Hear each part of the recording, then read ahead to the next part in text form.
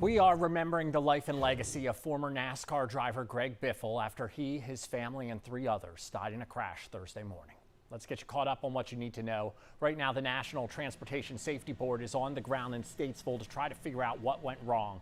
This is new video taken in the last hour from Chopper 9 showing investigators on the scene. The aircraft still on the runway and dark tread marks leading to it. We expect NTSB to have a briefing later on this afternoon, and we will bring you that live as soon as they are up.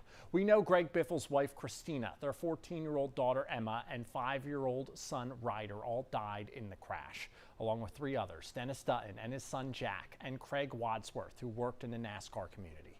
Channel 9 cut into programming yesterday morning as this all unfolded. Our Dave Faraday was there 20 minutes after the call went out and is live in Statesville again today. Dave? Joe, the NTSB, as you mentioned, they've been out here for about 2 hours now. If you look behind me, you can see the wreckage there off in the distance. They started around the plane, and then we saw them head across the street here. There's a golf course right over in this direction. That is the direction that the plane was trying to get back into the airport. We actually saw some damage on the golf course earlier.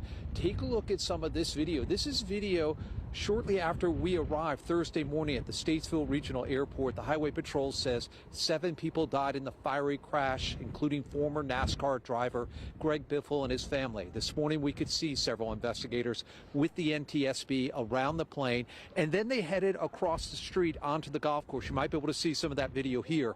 Investigators looked at the damage to one of the towers where the planes approached the end of the runway that appeared to be snapped off at the top. We know from Flight Aware that the plane took off at 10:06 from Statesville Regional, and then the crash happened 9 minutes later.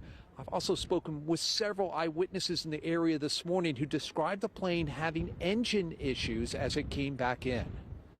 I heard his engine sputtering in and out, in and out, and in the next instance I heard the big explosion and the crash, and then looked out the window. There were fires all the way following him.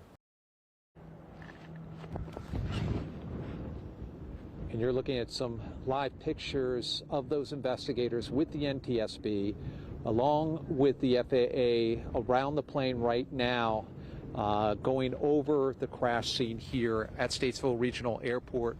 We were told by the NTSB earlier that they plan on having a press briefing at some point this afternoon where we're hoping to learn more details about what led to this tragic accident.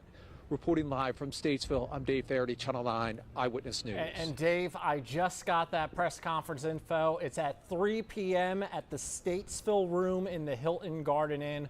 We'll send that to you in email, but 3 o'clock is when that press conference will be. We'll take it here live on Channel 9. Thank you, Dave. And we know through flight radar systems, Biffle's plane crashed after a short flight. In this graphic, you could see the plane climb and follow a path along I-40. It appears to lose altitude before turning back to Statesville Regional Airport. That entire flight took about 7 minutes.